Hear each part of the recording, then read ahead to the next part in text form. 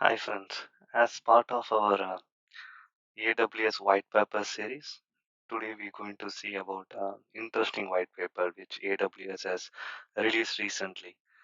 So this white paper talks about organizing your AWS environment using multiple accounts.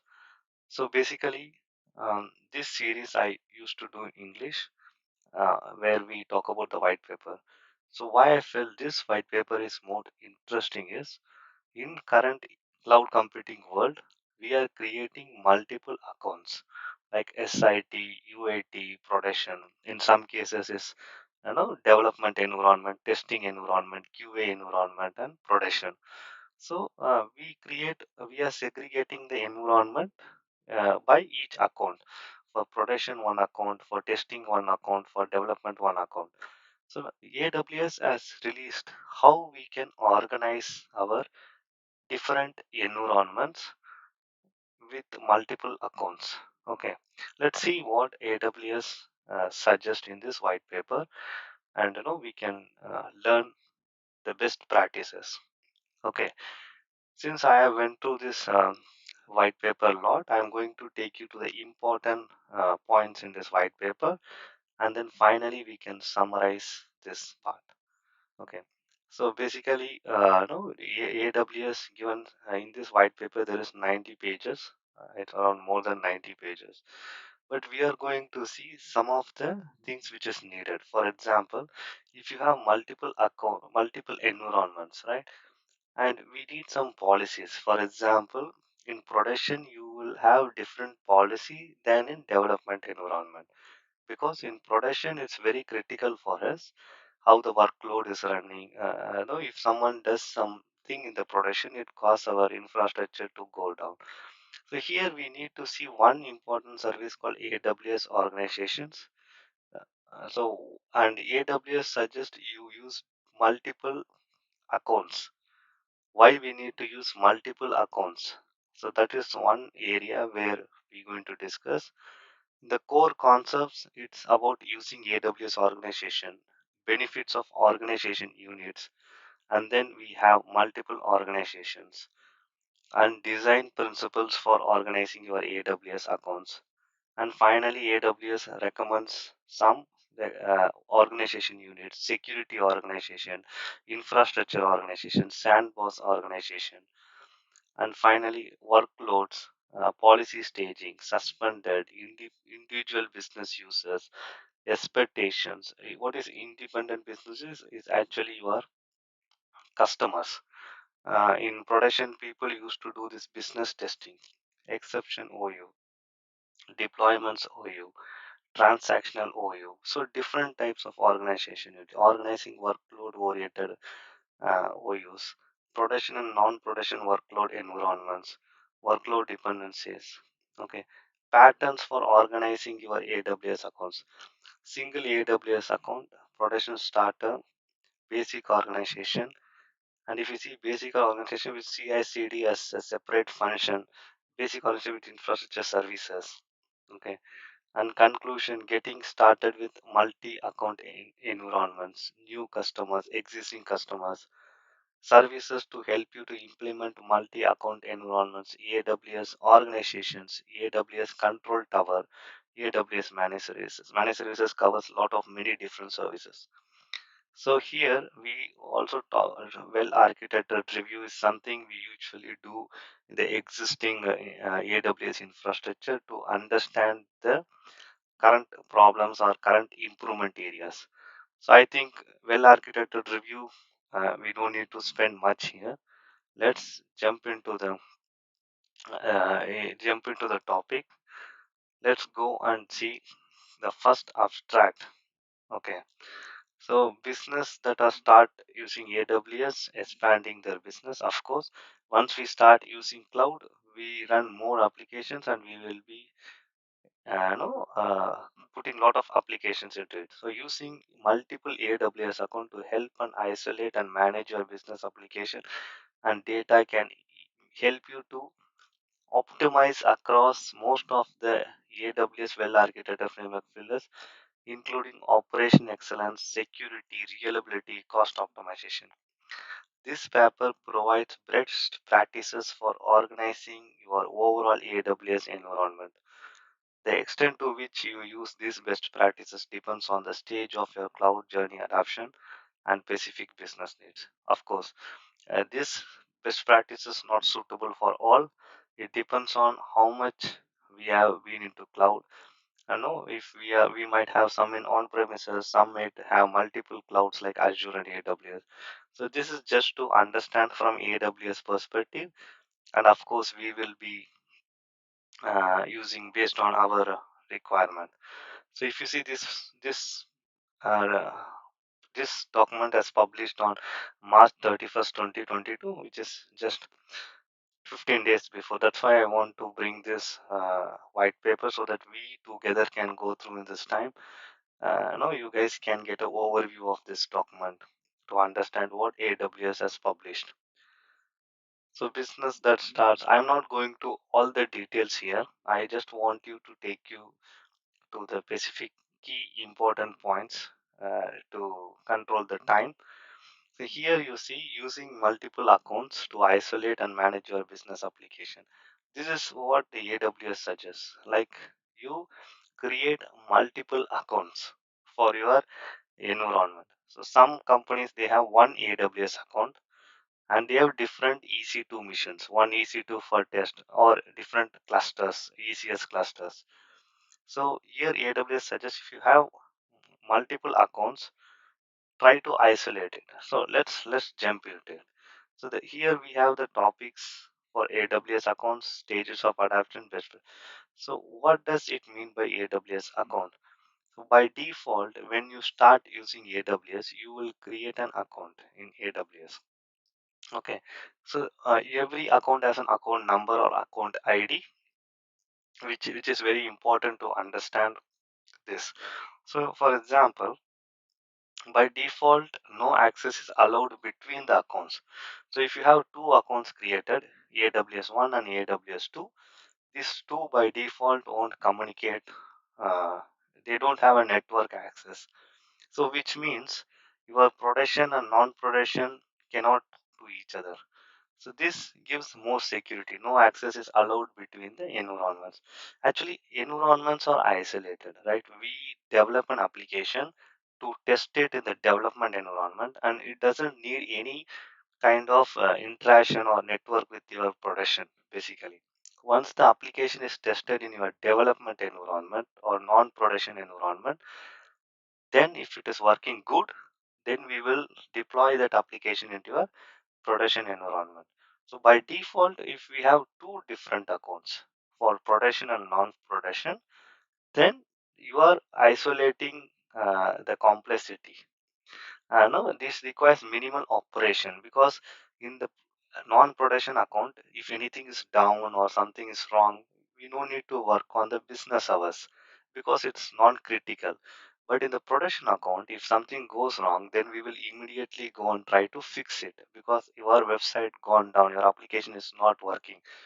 So this is the first key point in this document where just create two different accounts so that it by default the networking or the access between the two accounts is not there, right? If it is in the same account, then by chances or the IAM policy, the non-production resource can also access your production resource. The developer who is working in non-production can also access your production account if the IAM policy or if something is in general they are using the same account. I hope this is very clear, right? So now, what is the stages of adaptation? How we can adapt to uh, different kind of environments in AWS accounts. So AWS outline common set of stages. The best practice are designed to help you meet your throughout your cloud journey. You start with small AWS environment, progressively grow, gain and expand your adoption. When your organization is new to AWS, you might start creating one or more personal or team managed accounts. This is very general, right? If you are new to AWS, just start with one account and try to experiment with the one account. So if you see here, right now they are talking about cloud adoption and cloud migration. So we are so mature in this case. We know like what is migration, right? From we are running from the server. So this is very general. We need to see the different stages.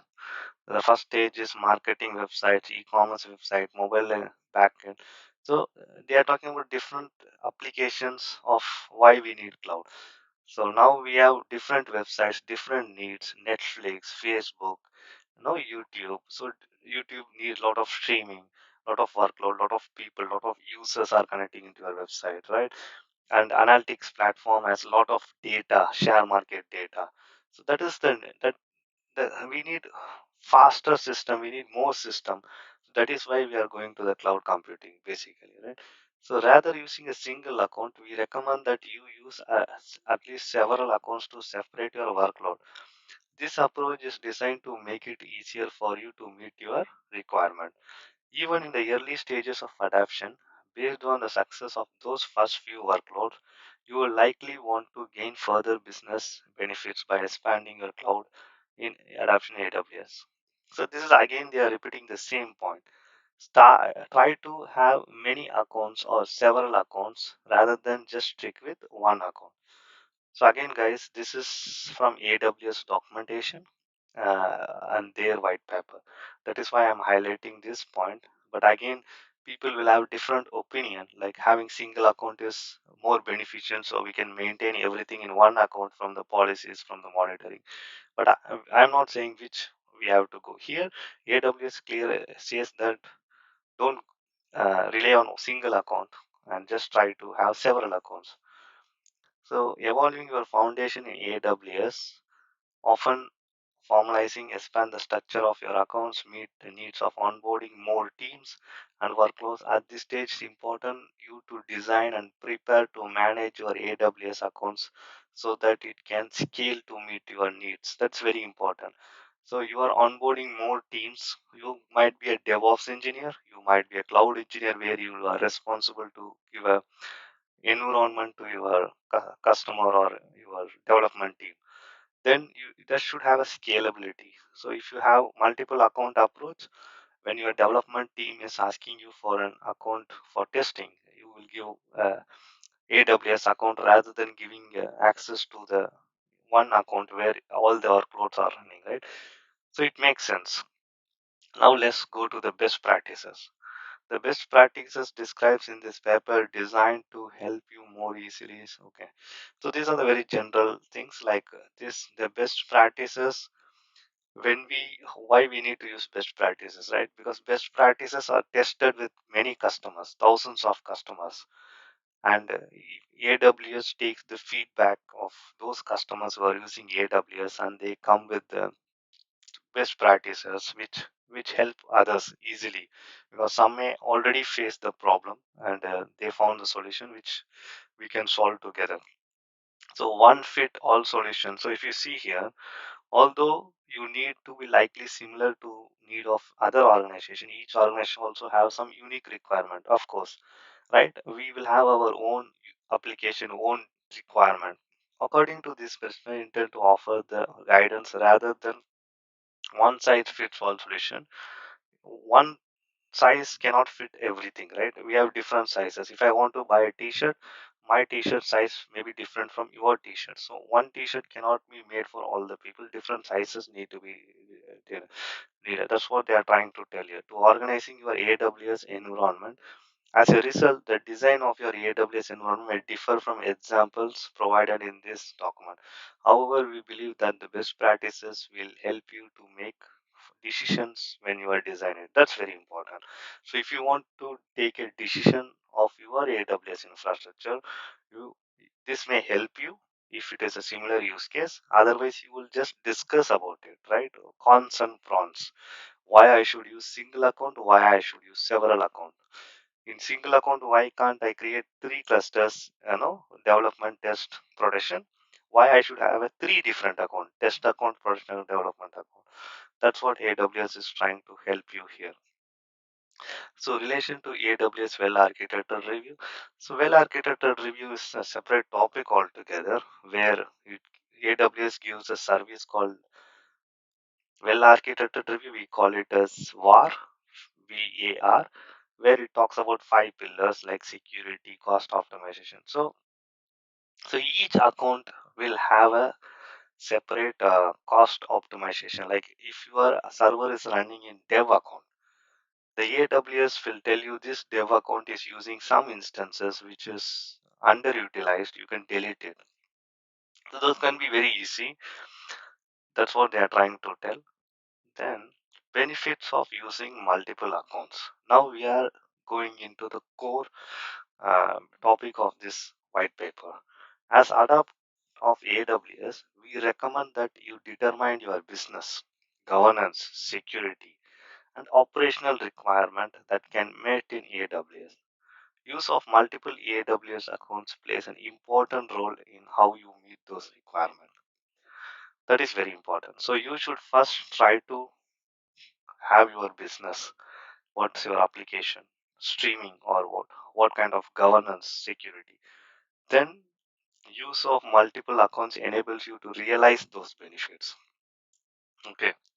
So here we talk about group workloads based on business purpose and then apply security controls, access policies, agility, like whenever you want to do something immediately, scope of impact, limit the scope, like there is something wrong, then if one account is wrong, then other accounts still survive, and managing the cost, then to set some policies like quotas and limits.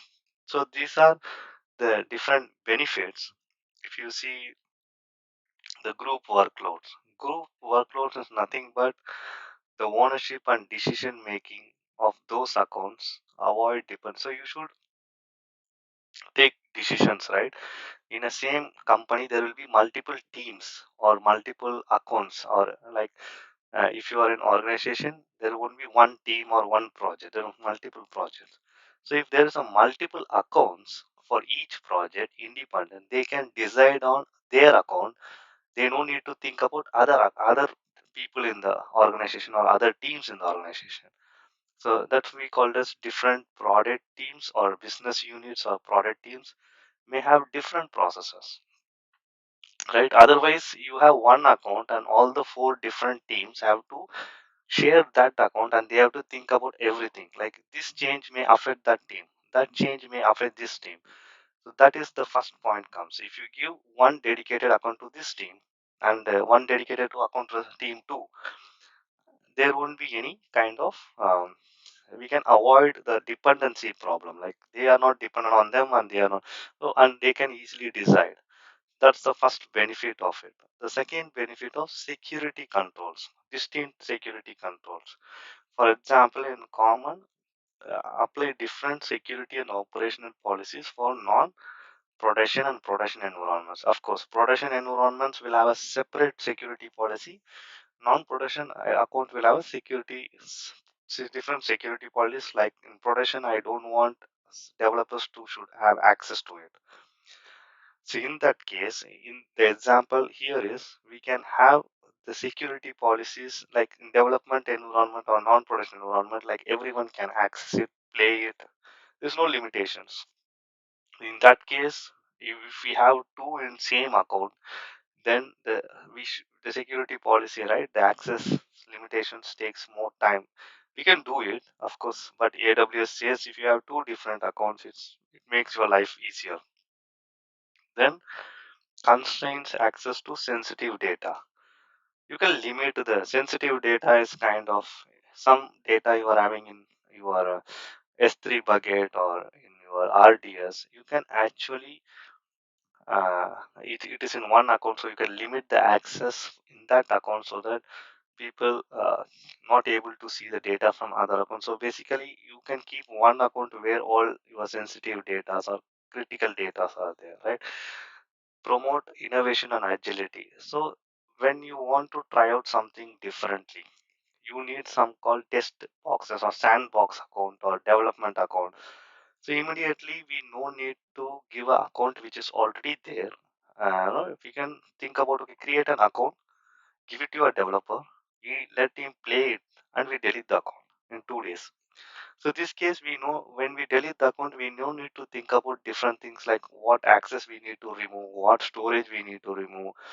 We know we are just deleting the entire account, right?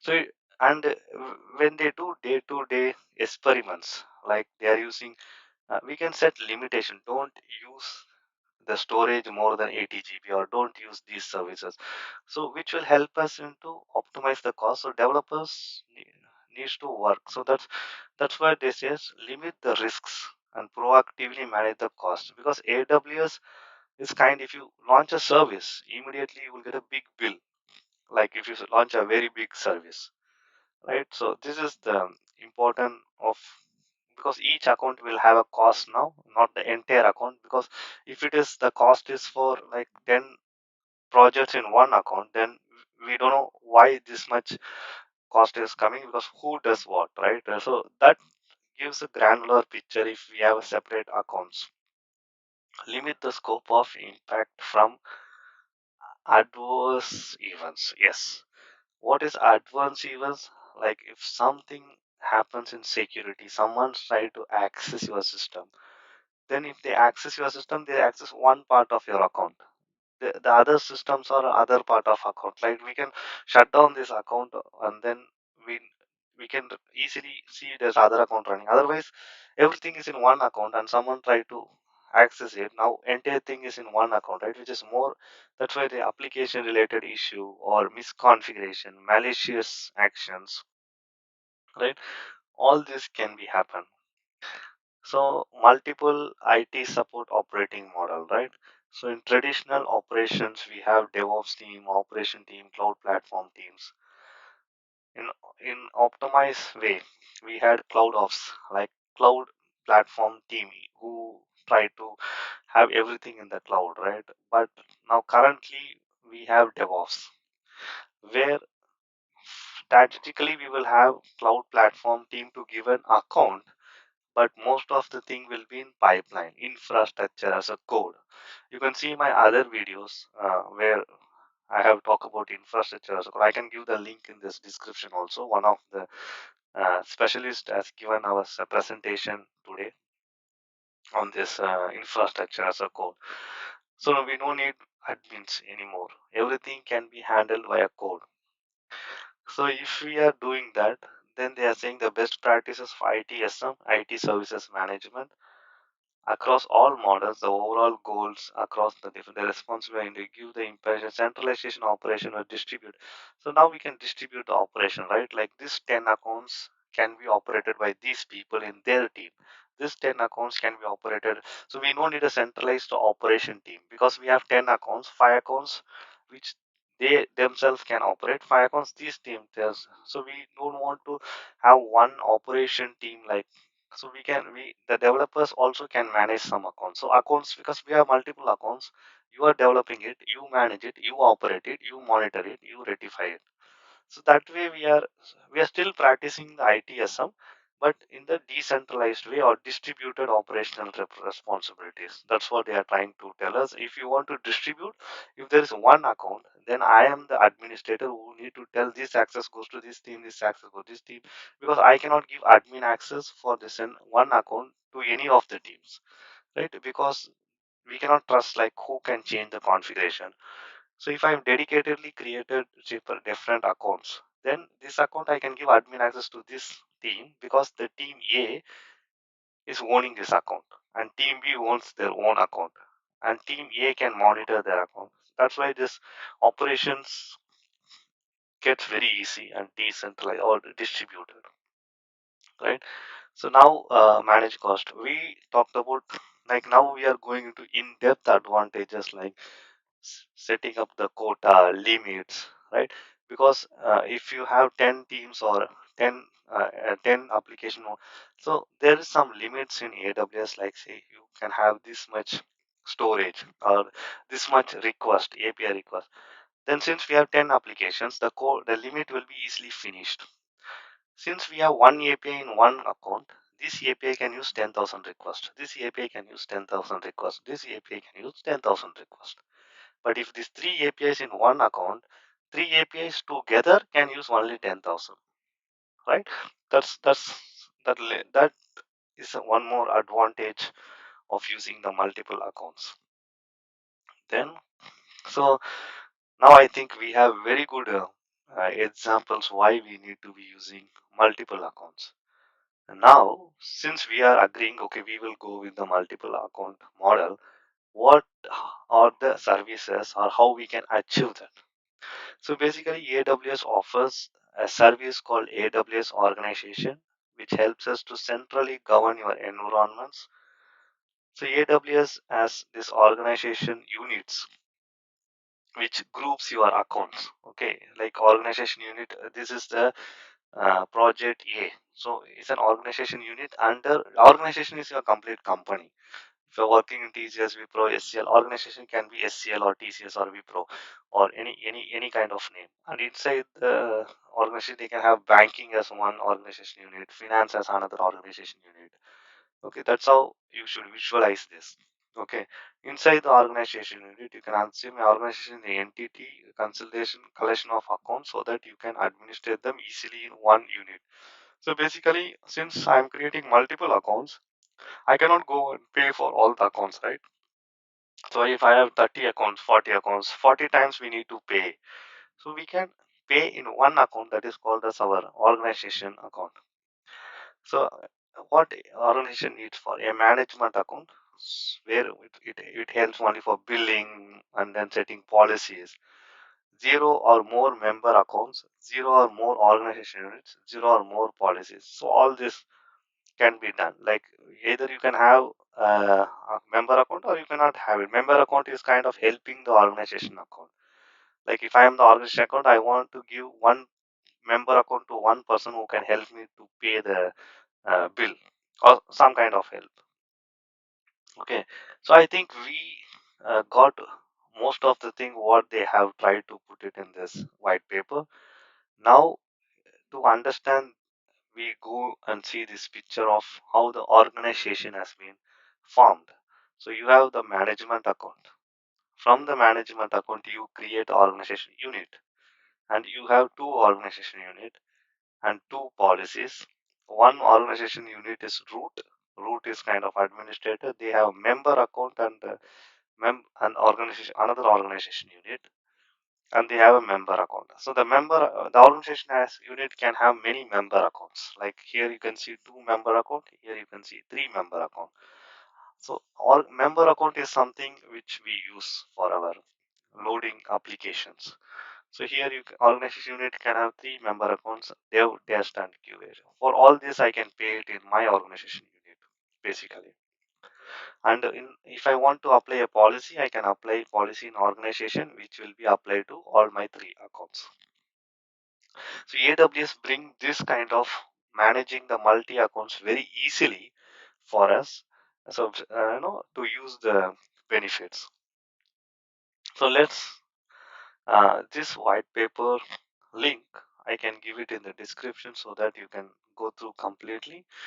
But I think we got the essence of this white paper. What is best practices?